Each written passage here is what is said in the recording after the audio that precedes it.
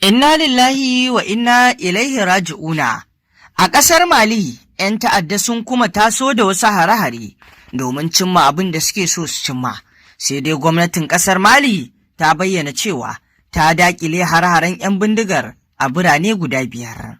Masu saurare ku gyara zama domin jin wannan rahoto da muke tafa da shi kan wannan tada zaune tsaye da ake yunƙurin sai an haddasa babban matsala gagaruma ga mulkin nan na ƙasar Mali ƙarƙashin soji, ba ma iya Mali kaɗai ba, har ma AES ƙawaye ga wannan ƙasa ta Mali. Rundunar sojin Mali ta ce dakarunta sun samu nasarar kashe mahara da dama da suka ƙaddamar da hare-hare a wasu sassan ƙasar. Wannan lamari ya faru ne a jiya Asabar, wanda babu shakka shine 4 ga wata na 7 shekara ta 2026.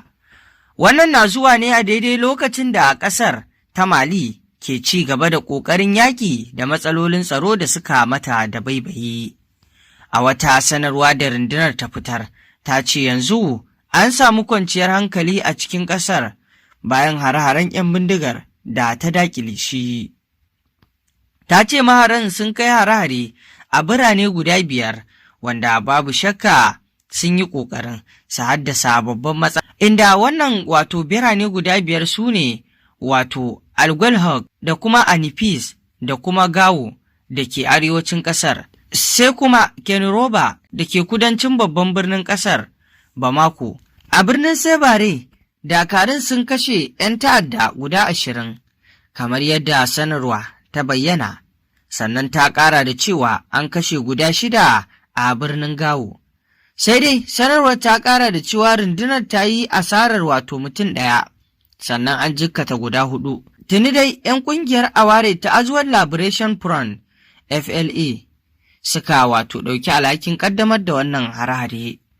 Wannan ƙungiya ta FLA, idan ba za ku manta ba, wannan ƙungiya ta FLA na daga cikin manyan ƙungiyar da suka kawo hari a harin kwanakin can da ya gabata wanda suka so kifar da gwamnatin ƙasar Mali, wanda FLA ɗin sun kawo hari ne tare da waccan ƙungiya da take da alaƙa da wato Al-Qaida, inda babu shakka GNIM suka yi haɗin gwiwa tare da FLA ɗin suka kawo hari, duk da cewa wato ba su da jituwa wajen ayyukan ta'addancin da suke kowanne akwai wato manufofinsa, amma kuma haka duk da cewa suna da bambanci na ra'ayi a cikin harkokin ta'addancin nasu ma, amma haka suka haɗa kai wajen kawo hari.